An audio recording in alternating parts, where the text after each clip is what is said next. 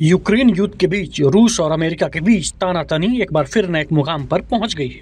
America ने रूस की दो सबसे बड़ी तेल कंपनियां रोसनेफ्ट और लुकायल पर बड़े आर्थिक प्रतिबंध लगा दिए हैं। इन कंपनियों पर लगाए गए ये सेक्शन सिर्फ इन्हीं तक सीमित नहीं है, बल्कि इनकी 14 सब्सिडियरी कंपनियों पर भी लागू होंगे। मतलब साफ है, अब दुनिया की कोई भी कंपनी या देश अगर इन रूसी कंपनियों से कारोबार करता है तो वो सीधे सीधे अमेरिकी प्रतिबंधों की जद में आएगा। लेकिन कहानी यहीं खत्म नहीं होती, क्योंकि जब अमेरिका इन प्रतिबंधों को लागू करने की तैयारी में जुटा था, उसी वक्त रूस ने ऐसा कदम उठा लिया जिसने वाशिंगटन और कीव दोनों की चिंताएं बढ़ा दी। दरअसल रूस ने एक साथ जमीन, हवा और समंदर से परमाणु मिसाइल परीक्षण किया। रूसी सेना ने यह बड़ा मिलिट्री ड्रिल अपनी न्यूक्लियर फोर्स की ताकत दिखाने के लिए किया। रूस के रक्षा मंत्रालय ने इस अभ्यास का एक वीडियो भी जारी किया है और खास बात यह रही कि राष्ट्रपति पुतिन खुद इस ड्रिल को लाइव मॉनिटर कर रहे थे। इस दौरान रूस के इंटरकॉन्टिनेंटल बैलिस्टिक मिसाइल दागी गई। ये वही ICBM है जो न्यूक्लियर वॉरहेड ले जाने में सक्षम है।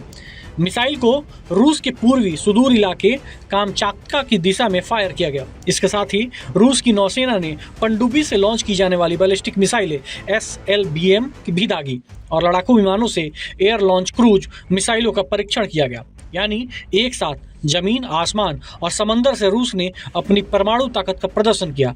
माना जा रहा है कि ये टेस्ट अमेरिका और पश्चिमी देशों को एक सख्त संदेश देने के लिए किया गया है। यूक्रेन युद्ध के बीच ये ड्रिल बताती है कि रूस अब सिर्फ रक्षा नहीं बल्कि अपनी न्यूक्लियर डिटरेंस पॉलिसी को भी एक्टिव मोड में रखे हुए है। साथ ही रूस के राष्ट्रपति पुतिन ने अमेरिका को सीधे शब्दों में चेतावनी दे दी है। पुतिन ने कहा है कि अगर वाशिंगटन यूक्रेन को लंबी दूरी तक मार करने वाले हथियार जैसे टॉमहॉक क्रूज मिसाइल मुहैया कराता है और उनका इस्तेमाल रूस के भीतर किसी भी तरह के हमले के लिए किया जाता है, तो रूस उसे कठोर प्रतिक्रिया देगा और कुचल देगा। ये चेतावनी ऐसे वक्त आई है जब यूक्रेनी राष्ट्रपति जेलेंस्की की बार बार अंतर्राष्ट्रीय दौरों और अमेरिका से कड़े सैन्य सहायता की मांगों की खबरें लगातार आ रही हैं। विशेषकर टॉमहॉक जैसे लॉन्ग रेंज क्रूज मिसाइलों के संभावित हस्तांतरण को लेकर ही दांव पेच तेज हुए हैं। पुतिन के इस बयान में साफ तौर पर दो संदेश एक साथ हैं।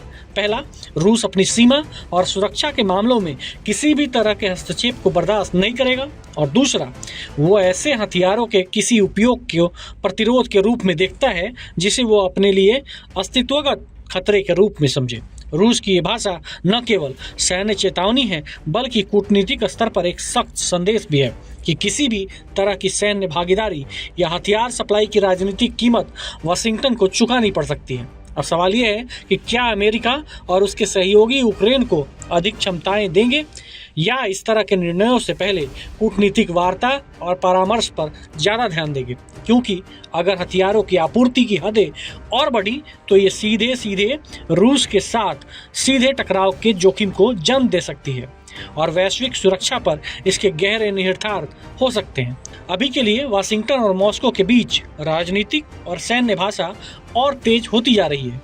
ये ऐसी खबर है जिसका असर न केवल यूक्रेन युद्ध पर होगा बल्कि वैश्विक तनाव के मानचित्र पर भी गहरा असर डाल सकता है। सवाल ये भी कि क्या रूस का ये कदम अमेरिका के नए प्रतिबंधों का जवाब है, क्योंकि ये टाइमिंग किसी इत्तेफाक से कम नहीं लगती। अमेरिका रूस की अर्थव्यवस्था को कमजोर करने की कोशिश में है, तो वहीं रूस दुनिया को अपनी सैन्य और परमाणु शक्ति की याद दिला रहा है। यूक्रेन युद्ध के बीच रूस और अमेरिका की ये बढ़ती दूरी दुनिया को एक नए कोल्ड वॉर की तरफ धकेल रही है। अब सबकी निगाहें इस बात पर है कि क्या इन कदमों के बाद हालात और बिगड़ेंगे या फिर कोई नया कूटनीतिक रास्ता निकलेगा।